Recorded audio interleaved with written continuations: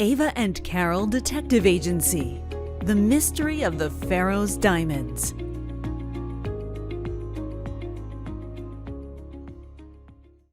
Mr. Talbot clicked a button with his mouse. It allowed him to toggle the video back to the point before the truck sped off. He slowly proceeded frame by frame until they reached the moment where the side of the delivery truck was visible. "What's it say?" Carol asked, moving around the desk so she could get a better look. Mr. Talbot froze on frame 10,210. The image was slightly blurred from the exhaust and movement of the truck. There appeared to be letters or numbers, and then some sort of squiggly design. Ava edged closer, squinting at the screen, trying to make sense of what she was seeing. "We need to enchant the picture and make it larger. I can't make out what it says," said Ava, disappointed. "You mean enhance the picture?" said Mr. Talbot, looking up from the image frozen on his screen.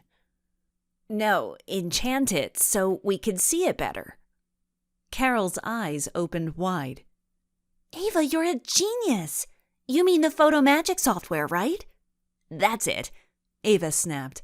"I just couldn't remember the name of the software." "Mr. Talbot, is it okay if I commandeer your computer for 2 minutes? Ava and I use an online software called Hugo's Photo Magic Software in art class. It's an online photo editing software, and it should allow me to zoom in and enchant," she winked at Ava, "the image. They call editing the image enchanting to go along with the theme of their software." "Oh," smiled Mr. Talbot. "That makes more sense. But how are you going to get the image from the video?" He pushed himself back from the desk. "A little something we like to call screen capture," said Ava, smiling and wiggling her eyebrows. "If you hold down the Alt button on your keyboard and then press the Print Screen button, it will take a picture of whatever window is selected on your screen," said Carol. "Then all I do is upload that picture right into Hugo's Photo Magic software." Mr. Talbot stared at the girls as if they were aliens. "I'm impressed. This isn't hacking, right?" he asked, slightly concerned. "No," laughed Carol. "Ava and I only use hacking when we break through the school's firewalls and change our grades." "Straight A's for life," laughed Ava, high-fiving her friend. Mr. Talbot looked mortified. "We're just kidding," smiled Carol, seeing Mr. Talbot's expression. "We get our A's the old-fashioned way. We bribe our teachers," said Ava, playfully nodding. "Oh, I'm not hearing this," he said, putting his hands to his ears.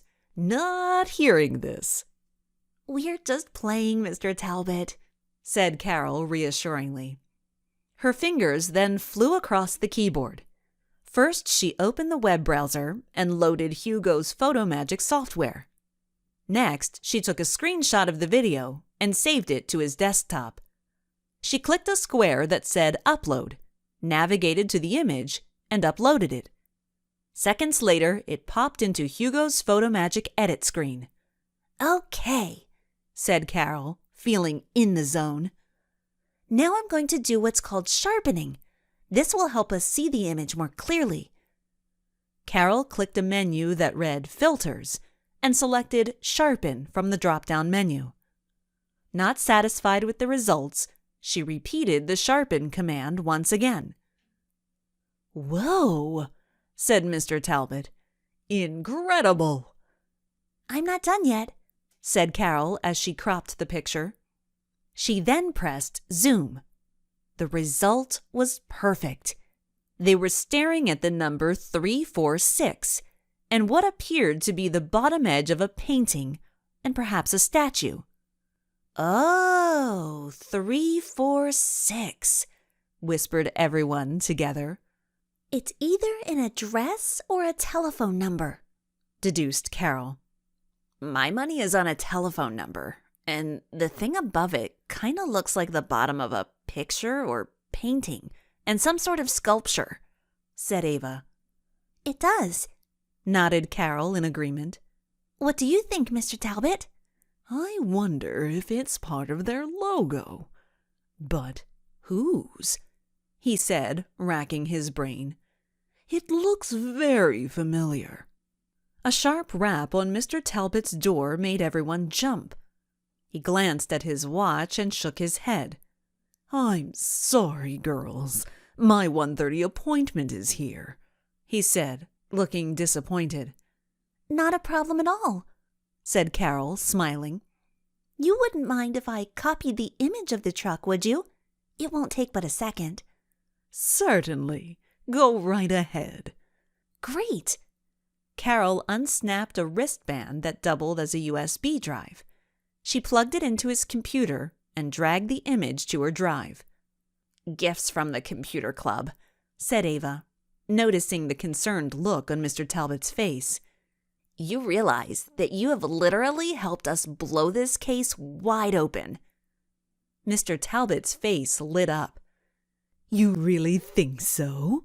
It was a lot of fun, he said, smiling broadly. Promise me you'll let me know how the case is progressing. You got it, smiled Carol as she hopped up from his computer. Be sure to give my dad a call. Like you said, he needs to get back up on that horse. I sure will. Mr. Talbot smiled kindly. He opened his office door. A sharply dressed woman in an immaculate blue business suit stood waiting patiently for him. She smiled and gave a polite wave to Ava and Carol. She quickly turned her attention back to Mr. Talbot. Your 1:30 appointment, Mrs. McKinney, is here? Thank you, Linda, said Mr. Talbot with a smile. Please let Mrs. McKinney know I'll be with her in just a moment. He turned toward the girls as Linda disappeared down the hall. Ava, he said, reaching out and shaking her hand.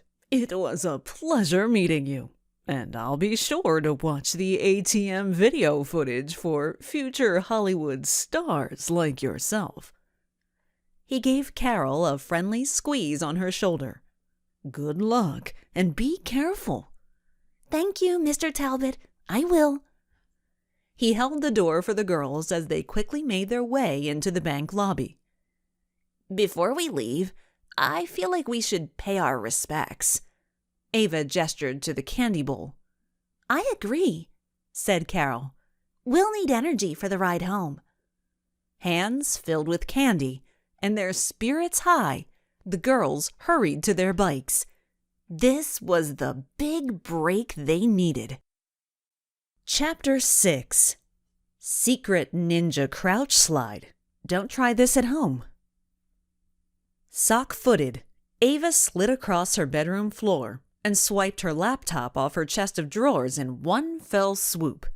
She had once attempted to slide with her no-slip grip socks, and the result had been tragic. Meanwhile, down in the kitchen, Carol was struggling with the sucker wrapper. She eventually gave up, impaled the plastic wrapper with a steak knife, and ripped it off. She returned to the table, taunting her sucker. Hello, my purple friend. Be prepared to meet your demise. She was just about to enjoy the fruity flavor when Ava slid across the kitchen, through the door, into the living room. A second later, Ava reappeared, walking nonchalantly with her laptop. Nice slide, said Carol approvingly. Your technique was flawless. Thank you, smiled Ava as she placed the laptop on the kitchen table. They say it's the socks that make the slide. Rubbish. It's pure athleticism and skill. She opened her laptop and typed in her password. An alert popped up reminding her of her piano recital the following Thursday. Boring. You're so lucky, Carol said. You get to play the piano. I have to play the bassoon.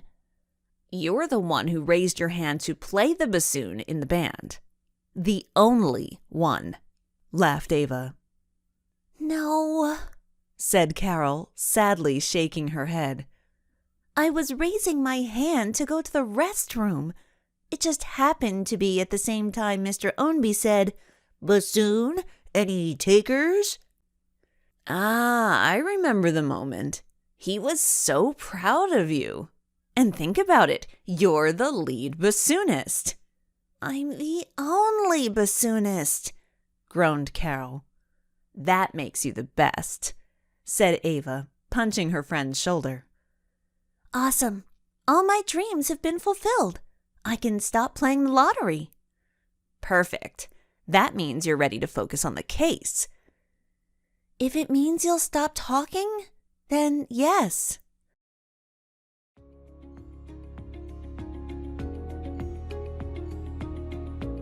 If you're enjoying Thomas Lockhaven's audiobook content, please like and subscribe. It's the best way to help out the channel.